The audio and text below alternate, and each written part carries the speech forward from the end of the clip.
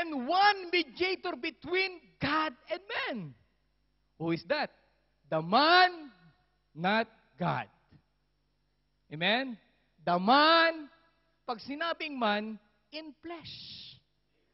Man in flesh is the mediator of God to man. The man, Christ Jesus, who gave Himself a ransom for all. Tingnan po natin, 1 Timothy 3:16. There is only one God and one mediator. And without controversy, great is the mystery of godliness. God was manifest in the flesh. The God, the Spirit, was manifest in the flesh. And who is that man? Jesus. Palapakan po natin ang Lord. Whew! Grabe. If we believe that there is only one God, the Spirit, God was manifest in the flesh. If there is only one God and manifest in the flesh, hindi po ito dalawa. This is only one. God was manifest in the flesh. Amen? Tingnan po natin. Next verse. Tagalogin po natin. Ayan, Tagalog na po ito.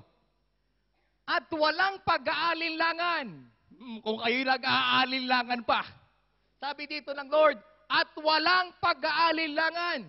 Dakila ang hiwaga ng kabanalan. Ang Diyos ay nahayag sa laman. Ang Diyos na Espiritu ay nahayag sa laman. Amen? Malinaw po ito. Next, tingnan po natin. Bibilisan natin ito. Ito na, sisimulan ko na po ito. John 1:14. And the Word become flesh. I told you before that the second title of God is the Word. And we know what is the meaning of the Word. The mind of God, the thought of God, and God revealing Himself. God revealed as a Word, and the Word was become a flesh. Kaya makikita ninyo, lahat ng ugali, lahat ng makikita mo sa Diyos Ama na tinutukoy nating only one God, we can see to Jesus. Because the Word was become flesh. The Word become flesh and dwelt among us. Wala namang ibang nagdwell sa atin, kundi yung ating Panginoong Yesus. And we beheld His glory, the glory of us, the only begotten of the Father. Akala po nila, ito'y literal na anak ng Father. The word begotten is isinugo, not ipinanganak. Yung begotten, yung mismong isinugo yung kanyang sarili. Amen? Amen. Kaya tinawag siyang Son of God. Not God the Son, but Son of God. There is no God the Son in the Bible because there is only one God in the Bible.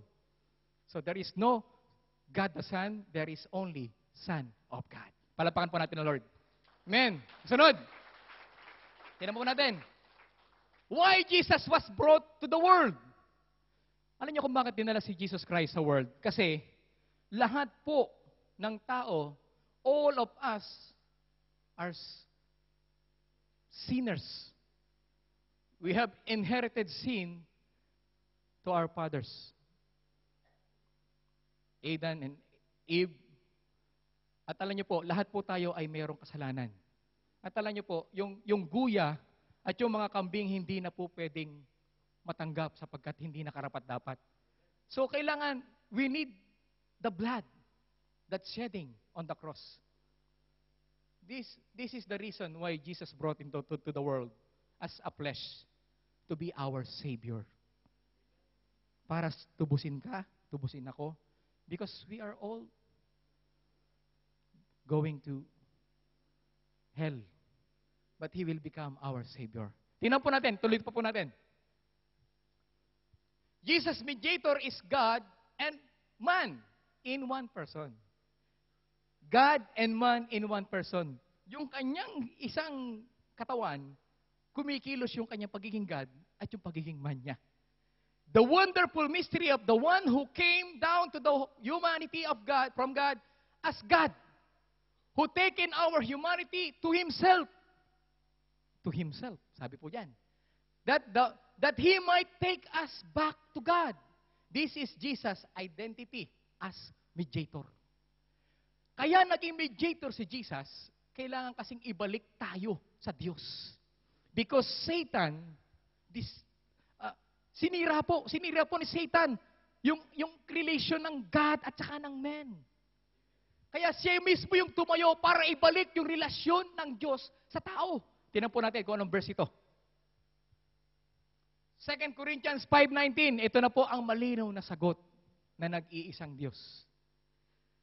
That is, that God was in Christ. Ayun. God was in Christ, reconciling the world to Himself. Grabe po ito. God was in Christ, reconciling the world to Himself. Sa Kanya rin pala in-reconcile.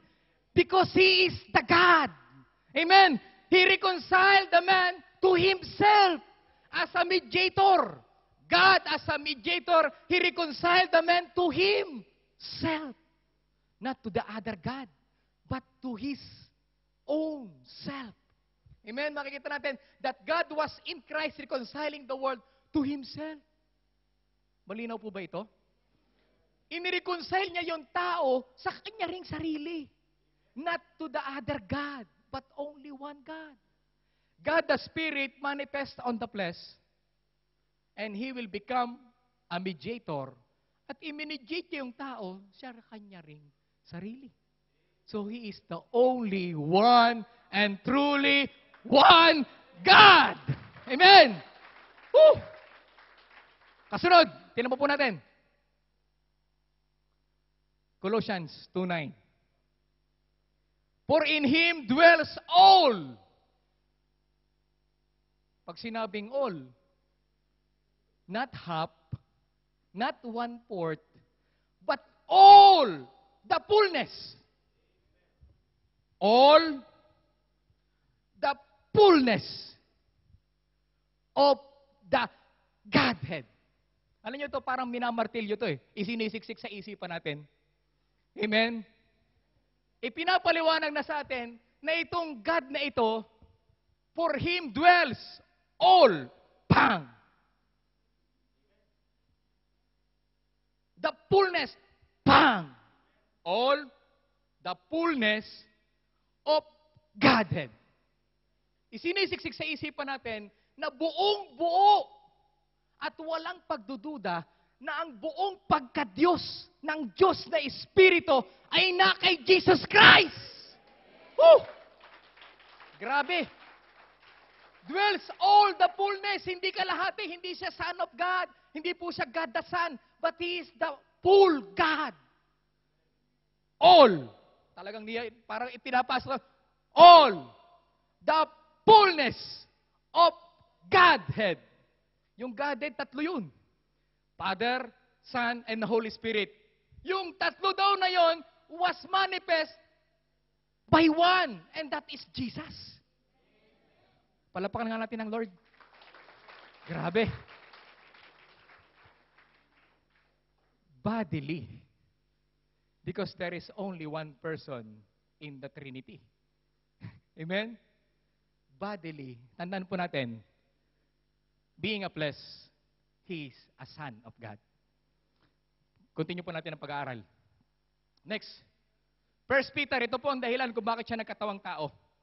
Yung God become flesh. For to this you were called because Christ also suffered for us, living as an example. Kailangan daw mag-suffer yung Christ for our redemption. Kailangan kasi mag-suffer ang Christ for our redemption.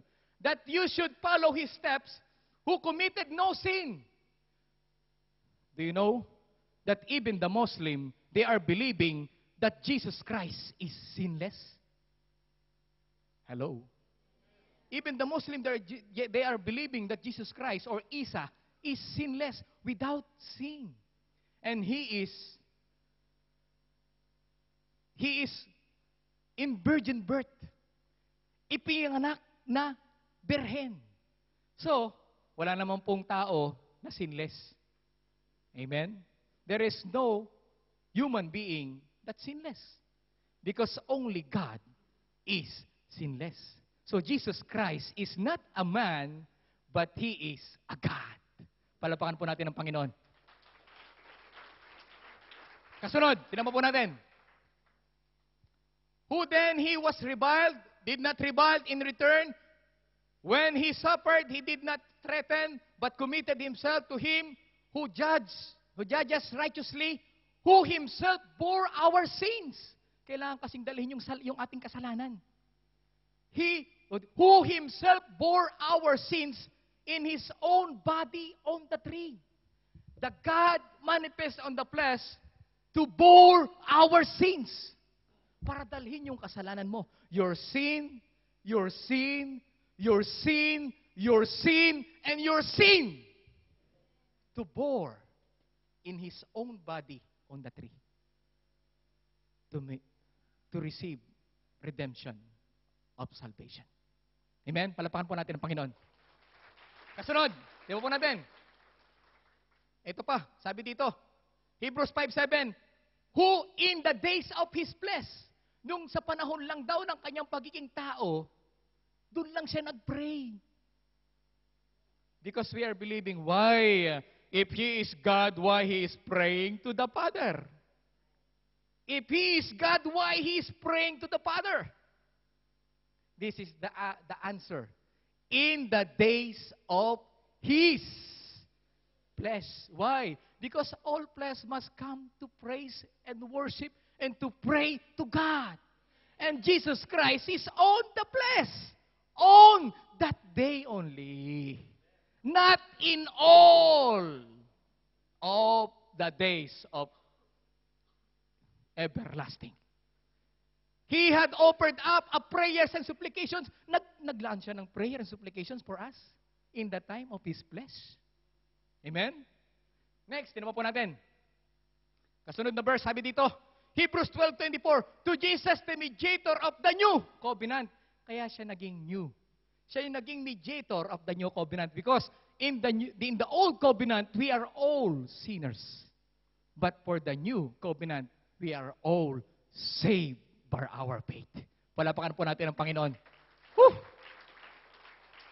Kasunod, tinama po natin. Hebrews 9:15.